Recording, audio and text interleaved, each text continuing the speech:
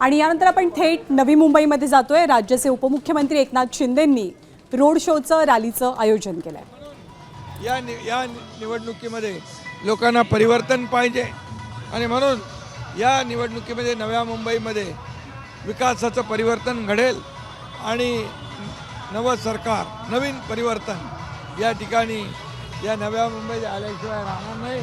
कारण आजही अनेक भागामध्ये विकास पोचलेला नाही, चालायला रस्ते नाहीत, पिण्याचं पाणी नाही आणि म्हणून हे कंप्लीट बदलायचं असेल, लोकांना चांगल्या सोयीसुविधा द्यायच्या असतील तर परिवर्तन आवश्यक आहे। नवी मुंबईमध्ये परिवर्तन तुम्ही म्हणताय म्हणजे नवी मुंबईतला महापौर यावर्षी हा शिवसेनेचा असेल?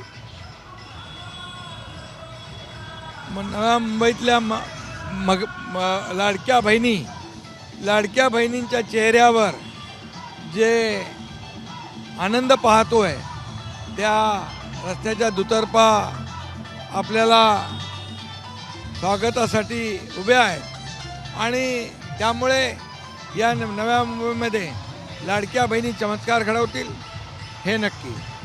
ठाण्याकडे येऊया सर। आपण ठाण्यातला आज आपला वचननामा महायुतीचा जाहीर करण्यात आला, प्रकाशित करण्यात आला। त्यामध्ये अनेक वेगवेगळे मुद्दे जे आहेत ते या ठिकाणी देण्यात आलेले आहेत। काय वाटतं ठाण्याच्या विकासासाठी एक असा कोणता प्रकल्प आहे जो तुमचा ड्रीम प्रोजेक्ट आहे, जो अजूनही करायचा बाकी आणि नवीन सत्ता आल्याच्यानंतर तुम्ही करणार आहात?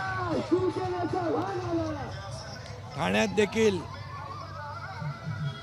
आम्ही विकासाच्या मुद्द्यावर निवडणूक लढवतोय। ठाणं बदललंय, ठाणं बदलतंय।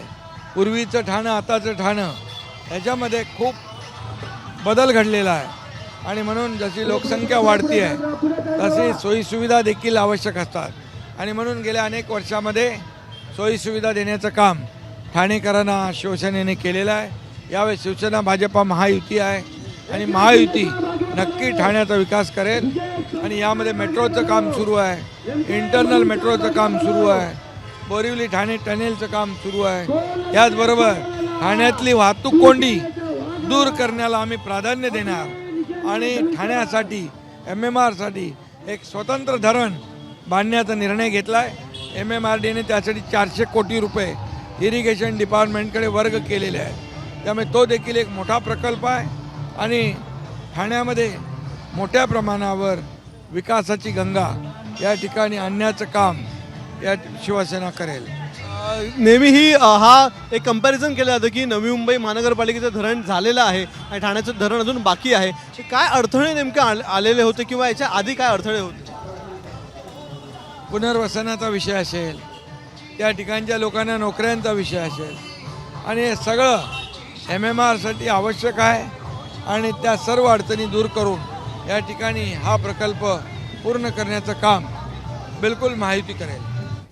तर नवी मुंबईमध्ये यंदा परिवर्तन घडेल आणि लाडक्या बहिणी मोठा विजय मिळवून देतील असा विश्वास एकनाथ शिंदे व्यक्त करतात। नवी मुंबई ती महानगरपालिका आहे जिथे भाजप आणि शिवसेना हे एकमेकांविरोधात लढत असल्याचं चित्र पाहायला मिळतंय। एबीपी माझा, उघडा डोळे बघा नीट।